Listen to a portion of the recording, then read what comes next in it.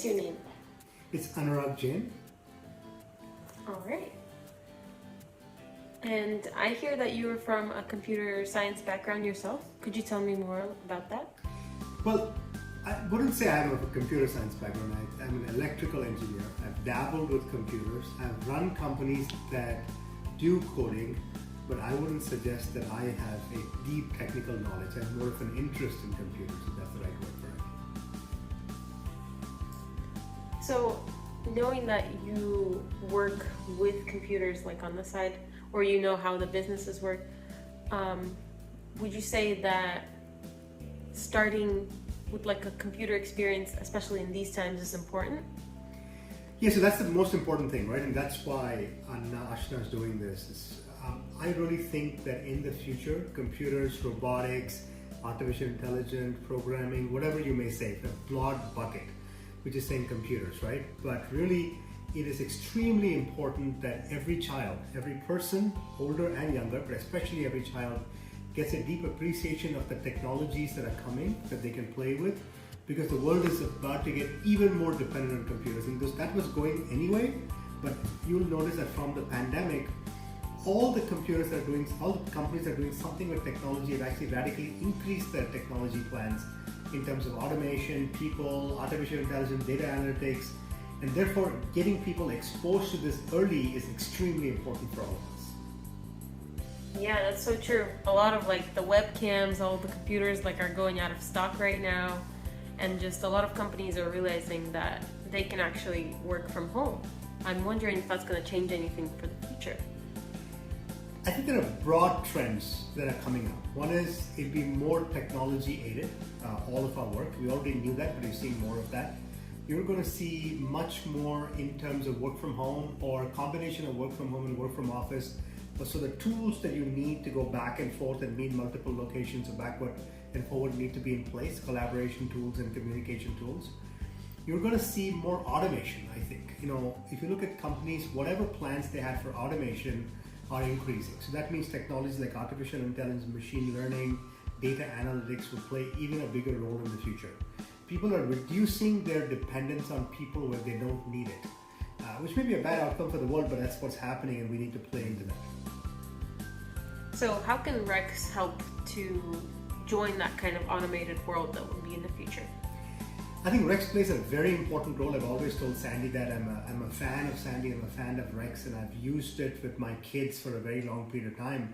My simple short-term answer is exposing our kids and getting our kids very quickly to understand the wave of the future and being very comfortable with these technologies are very important. That's one. Then you have people that are a little bit older, and I think retraining them because their jobs are about to change. Whatever they did in any particular way is about to change. So retraining is going to play a huge role, and I think governments are going to play a much bigger role than they've done in the past. I think in fact governments haven't done enough in terms of retraining. But you'll see coming out of COVID, the massive layoffs, we will have to retrain people to give them new skills to put them back to work. And I see Rex playing a huge role in that. So you're saying that Rex could like alter their plans not only for children but also for adults as like retraining? Absolutely. And so children, you go right from K-12 all the way, right? So different levels, you've got different things. So you go to a child like Ashna, you need to play video games and train her, but you're still training her on important computer programming. It just may be called a video game today, graphics or gaming, right? When you go to adults, their job and their job content will be changing. How they do their work, what tools they need to do their work will be changing. So taking all of that into account, how could we make Rex even more beneficial for the children? So starting with children, I would say, right now we're in a virtual world, so as many camps as possible where we get groups of children or individual children trying to learn various technologies, right? Whether it's Scratch or Mighty Inventor or Roblox or other types of technologies. I think we have to go up the curve as well. Teach robotics, we have to teach artificial intelligence and machine learning as well. And I don't know all the technologies for kids.